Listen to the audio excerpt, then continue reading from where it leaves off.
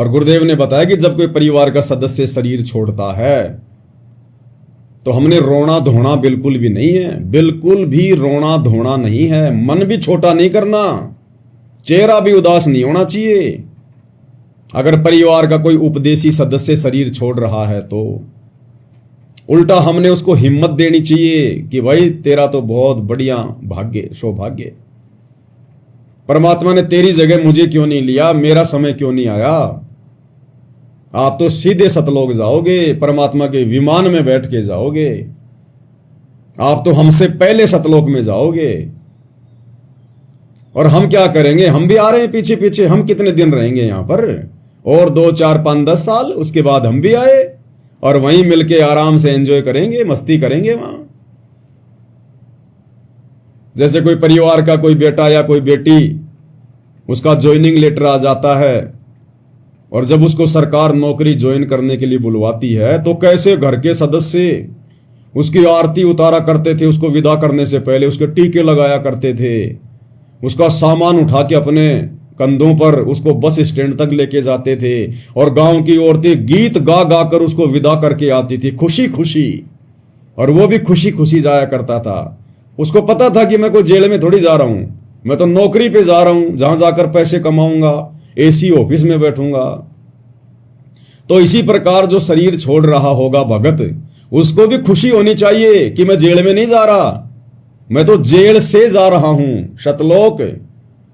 और बाकी सदस्य उनको भी पता होना चाहिए कि अब इसका पुनर्जन्म नहीं होगा, अब ये अपने परमात्मा के साथ विमान में बैठ के सतलोक जाएगा, इसने तो मोक्ष प्राप्त कर लिया।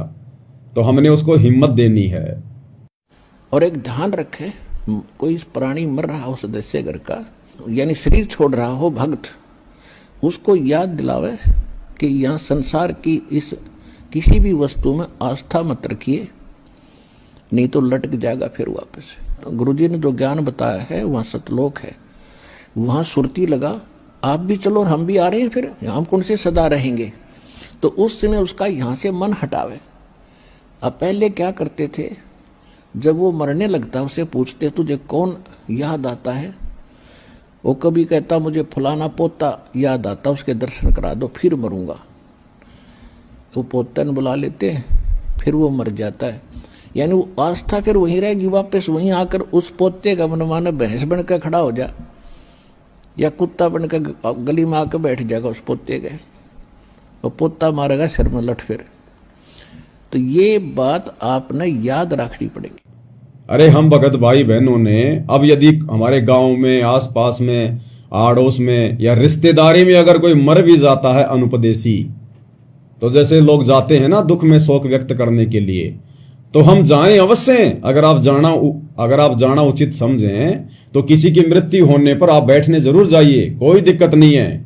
लेकिन हमने पहले की तरह फॉर्मेलिटी नहीं करनी है कि जैसे गांव के नजदीक गए, गाड़ी से नीचे उतरे और लगा के थूक आंखों में वहां वहां बच्चे की तरह रोना शुरू कर दिया फोकट में।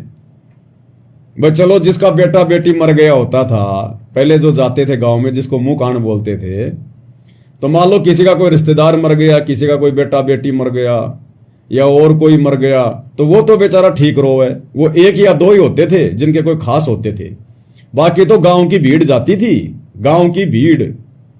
और हम भी जाया करते थे, छोटे बच्चे थे, हम जिद कर लिया करते थे। आसानी से तो हमारी माँ नहीं ले जाती थी, पहले तो 2 4 थप्पड़ ही खाने पड़ते थे ढंग से।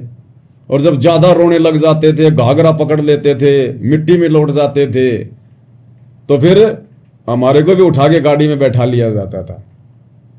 तो हम देखा करते थे, जब तक वो गांव नहीं आता था तब तक तो वो आदमी हंसी खुशी, पता नहीं कोई राजनीति की बातें कर रहे हैं, एक दूसरे की निंदा चुगली कर रहे हैं, दांत निकाल रहे हैं, औरतें अपनी बात कर रही है, हाय ये चूड़ी बहुत अच्छी लाई, तू कहां से लाई है आपकी बार, हैं, पता नहीं ऐसी बातें। कोई किसी का घाघरा पकड़ के देख रही है, तेरा कपड़ा तो बिल्कुल झोटा टक्कर का है, बहुत मोटा कपड़ा ये तो। और जैसे ही वो गांव आता था उसी समय गाड़ी से नीचे उतरे नहीं और आपस में लगा के थूक आंखों के रोना शुरू किया नहीं। और वहां जाते थे, थोड़ी देर बैठे और फिर वापस उस गाड़ी में बैठ के जब वापस आते थे तो फिर वही राम कहानी, वही राजनीति की बातें, कोई लेना देना नहीं।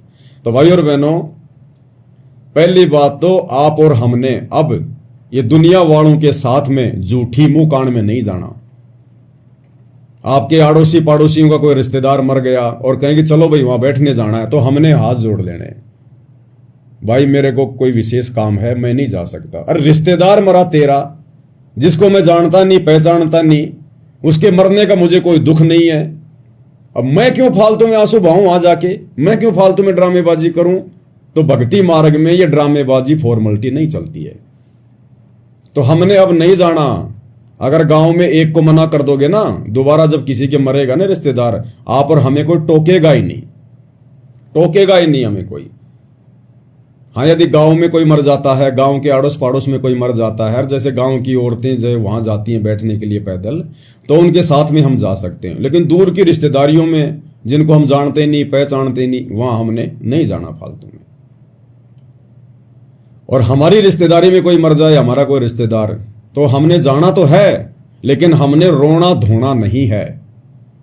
उन रिश्तेदारों को भी अच्छे से पता होता है इस बात का कि इसने भी हमारे को बहुत बार इसके गुरुजी के बारे में बताया, भक्ति के बारे में बताया कि भैया मरना तो सबको ही एक दिन, आया है सो जाएगा राजा रंक फकीर, एक विमान चढ़ के जावे और एक बंदे जात जंजीर। वो पता उनको भी होता है फिर अच्छे से। तो हमने रोना धोना नहीं है, वहां जाके बैठ जाना है। औरतों में बैठ जाओ, थोड़ी देर दे दो उसको सांत्वना कि कोई बात नहीं भाई, अब क्या करे भाई, बिना भक्ति तो सबकी ऐसी दुर्गति होती है लोगों की। कोई हमारा तो गया नहीं, दुनिया का ही जाता है, एक दिन आप और हम भी जाएंगे। इसलिए परमात्मा की भक्ति की जरूरत है। हालांकि उस समय उनको हमारे उपदेश अच्छे नहीं लगेंगे, इसलिए अपना चुपचाप बैठ जाओ और मौका दे के कोई बात बोलो तो बोल दो, नहीं तो उठ के अपने घर पे आ जाओ। फालतू में फिर वहां कोई राजनीति नहीं करनी हमने। तो इस प्रकार से भाई और बहनों, अब हमने, क्योंकि देखो ये ज्ञान बहुत विस्तृत है। अब सतगुरु रामपाल जी परमेश्वर जी के पास में इतना समय कहां, परमात्मा से तो जो भक्ति वाला जो ये सिलेबस है वो ही समाप्त नहीं हो रहा। ये जो कॉमन सेंस की बातें हैं, जो सामाजिक बातें हैं, इन बातों को तो आप और भगत भाई बहनों ने ही साध संगति के माध्यम से समझना है।